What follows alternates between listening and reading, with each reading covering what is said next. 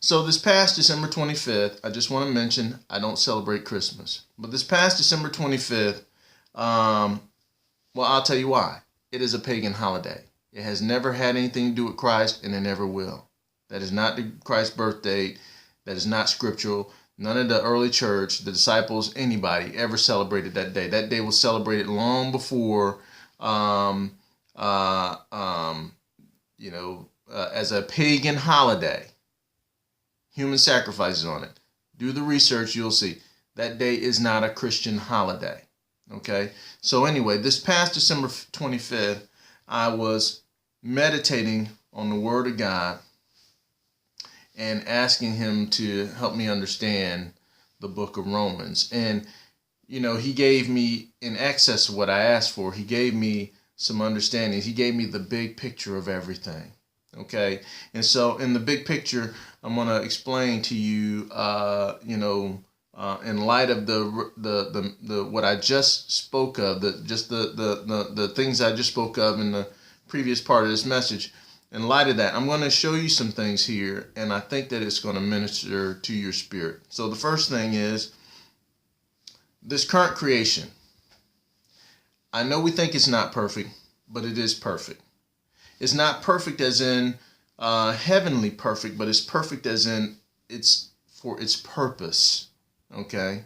And so now what we have to understand is that this current creation is fallen from the original design, but it was already accounted for in the plan of God because He knows everything. He knew that if He put Adam here and gave him the ability to choose, which is free will, that Adam would choose to sin. And if we go to Genesis chapter 1, you read from verse 1 through verse 31, when God put the stamp of approval on everything and said it was perfect.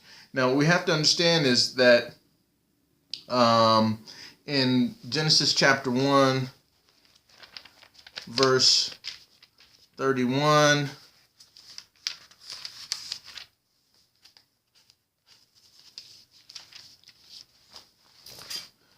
it says here,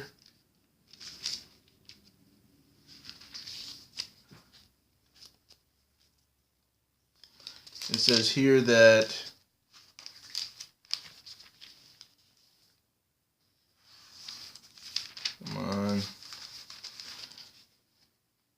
and God saw everything that He had made, and behold, it was very good. And in the evening and the morning were the sixth day. Okay? Chapter 2, verse 1. Thus the heavens and the earth were finished, and all the host of them. So He created everything in 6 days. Okay? And it was very good. Then we go through the account of what we call the fall, where Adam and Eve were tempted by the devil, who does exist. And the devil caused them to sin against God, thereby bringing on some penalties. And right here in the penalties, in chapter 3, verse 17 through 19 of Genesis, it says,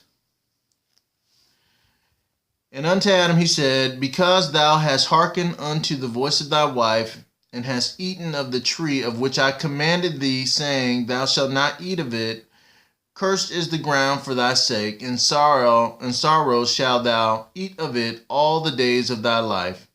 Thorns and thistles shall it bring forth to thee, and thou shalt eat the herb of the field. In the sweat of thy face shalt thou eat bread till thou return unto the ground, for out of it thou was taken. For thus dust thou art, and unto dust shalt thou return. Okay?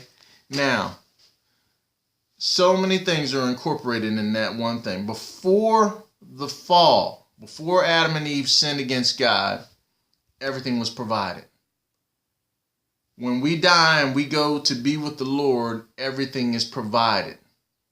You don't have to work to eat. Okay?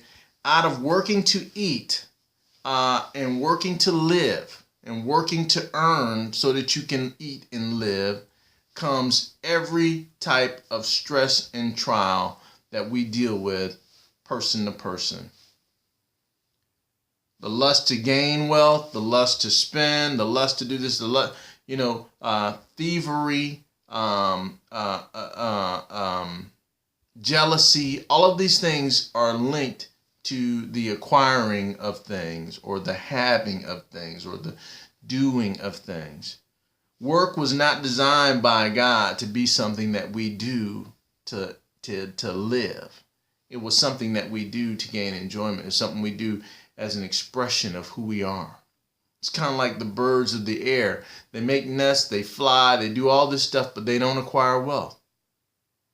It's kind of like beavers and dams and so many things. Nothing on this planet works to acquire except for people.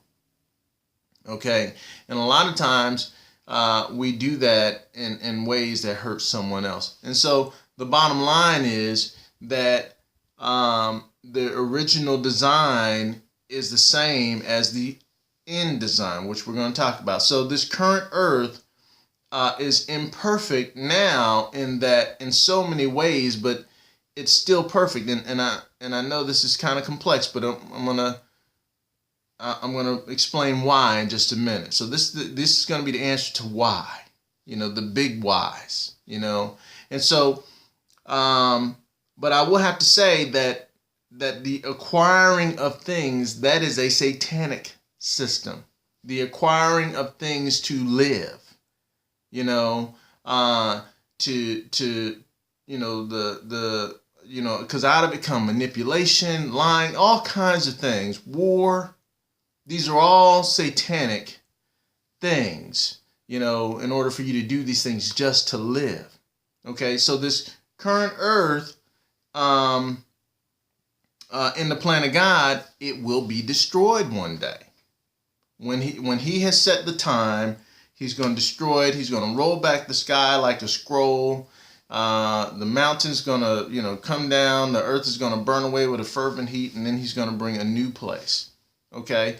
And now what we have to understand about the new place is that it will be heavenly perfect, in that there will be no more struggling to gain and attain and all of this stuff. That's going to be eliminated, along with every form of evil and lying and deception and all these things. That's going to be eliminated as well. In essence, in the new place, when the new Jerusalem and the new earth is revealed, sin and death will have been banished from that place and not able to enter in.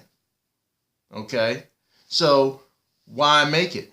Why make this earth and all the stuff that we have here if it's going to one day be destroyed and whatnot?